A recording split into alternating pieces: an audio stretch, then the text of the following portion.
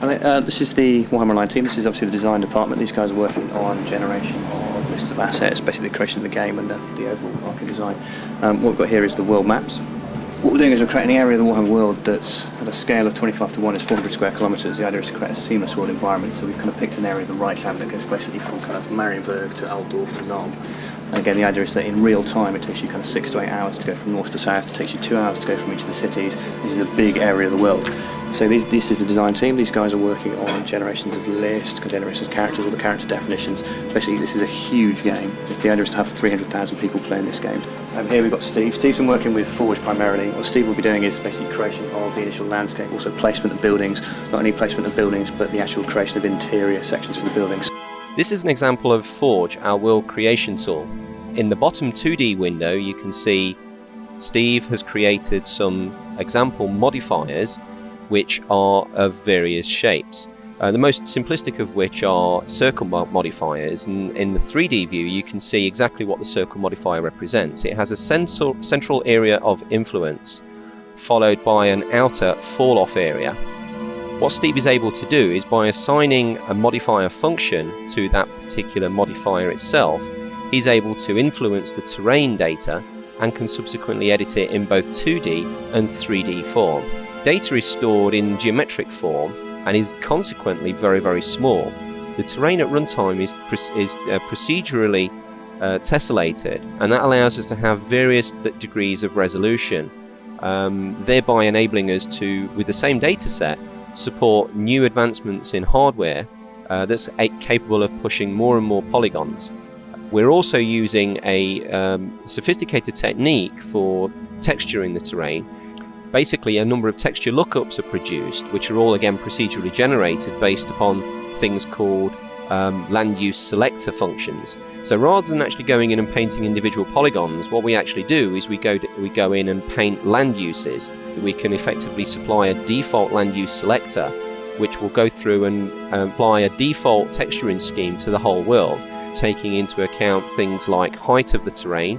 Anything that's lying in lowlands appears very green. Angle of inclination, if the angle of inclination is maybe say greater than 30 or 40 degrees, then it automatically becomes rocky or scree-like.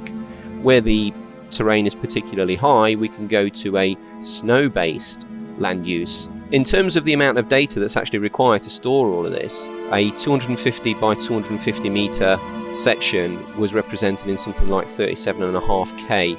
The good news is that this actually allows us to not only represent the initial part of the Warhammer world, which was what the tool was originally created for, but it's actually sort of game agnostic anyway, so it doesn't really matter what the game data is actually like. So you can envisage something like this being used on a number of other games.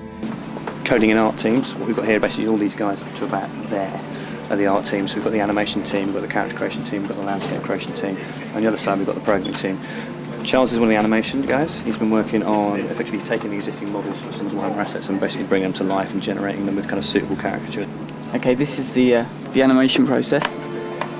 This is the Skaven. He's got a control rig under him, so that's like shapes and stuff which control his hips and things like that. So you can move his hips around and this kind of stuff. After that's done, we export it onto Arc, which is basically like a main hub of what we do, and that way we can put it into SMEG, basically test out the locomotion, the character movement, see if there's any bugs with it. It's also got sound with it, so it's kind of like a dynamic 3D sound. And also we've got a locomotion test where you can actually run him around just to see how he works, so his feet don't slip and he's smooth and his tail works. And here we've got kind of the character team. Mark's been working on generation of mod parts, also creation of specific body parts for PC characters. He's got kind of ogres, dwarves, halflings, humans and high elves. This particular model here is an example of what we call our player prototype component mod part scheme. Here, each of the various different aspects of the character are interchangeable with comparable aspects or elements of the model. So for example, here we've got a typical looking goblin, but what I can do is I can choose a different head model, and we've got a number of those to choose from. Similarly, I can basically choose different arms, And in so doing, what I'm going away is effectively creating a number of different models, all using the same series of stock components. Now these basically put together in terms of Lego type assembly. Basically what that allows us to do is to have say something like 5 arms, 5 legs, 5 heads, and the number of variations that actually gives us in game, all of which are very, very high quality, but it allows us an awful lot of variation. In addition to that, what we can also do is we can do things like play with the girth and height within this tool, so we've got even more variety in variation. So we can have the same looking goblins, for example, but of different sizes. This is a brief example basically to demonstrate the deformation capabilities within the player prototype component mod part scheme. If you look at his right arm, what I'm able to do here is basically choose a different element, apply it, and it actually have the effect of constricting the surrounding components. So effectively, in addition to supporting the various different component combinations, they all interact with each other to basically produce a deformable model as and where necessary. Okay, now on to the code team. These guys have been doing a lot of the kind of tools and tech. I mean, the reason it's taken us 2 years to get where we are is there's been a lot of existing kind of tools and tech that's been created. So these are the guys that basically underpin it. They're dealing with the server technology, all the kind of tools and tech. So it's all good, solid stuff. Actually, this is the landscape team, which is creation of the art team. World creation team, sorry. Dave will show you some of the existing basic. These are the guys that generate the high quality art. So these guys generate the tiles, and the tiles then get passed over to level builders, and level builders basically create buildings like Lego bricks. This is Prefab, our Lego building assembly tool. One of the main problems with working with any large area or world is the fact that you can't really store anything traditionally anymore. So consequently, what we did was we came up with this scheme where a number of tile sets, which are effectively put together, that constitute or comprise of a number of very, very high quality tiles. They're created so that the geometry only ever exists once, and then the tiles are taken and effectively assembled into buildings, literally Lego styling, and the amount of information or the amount of data rather that's required to store those building representations is then obviously very much reduced. Here you can see Steve basically selecting a tile and manipulating it. There's a number of helper mechanisms to allow the level designers to effectively put together buildings quickly. A number of different snapping tools so that they can basically take a single tile, pull it out of the way, take a second tile, copy, paste, clone. A number of different mechanisms and features and facilities, all of which are aid the speedy production of completed artifacts. One of the other things that Prefab allows you to do is to basically group tiles, so you can sort of select a number of tiles, group them, show them or hide them en masse, freeze them. Here you can see Steve taking the roof tiles off, so it allows him to work with the interiors, putting them back on.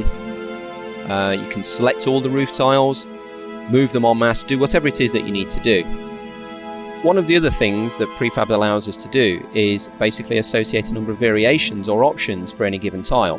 Here I've selected a wall tile, and by using the keys I can basically sequence through a number of variations, in this case 2.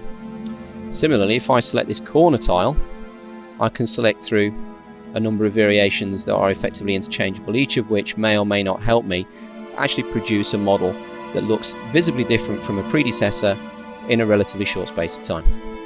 Ian is basically our renderer guru. He's been working on the basically the render engine, things like kind of trees, lighting, all the environment, all the land usage basically. He'll show you some of the stuff that we've got going. Okay, this shows some of the detail in the scope that we're aiming for with Warhammer Online. You can look on the terrain and see individual pebbles and blades of grass, and then you can zoom right out and there's a huge world there at that sort of level of detail. And if you look in a scene like this, we typically have something like 8,000 trees visible, and you can zoom right in on individual trees and see pretty much individual leaves rustling in the breeze. Same goes for blades of grass. The aim is to make that believable and consistent over a huge world like we have for Warhammer Online.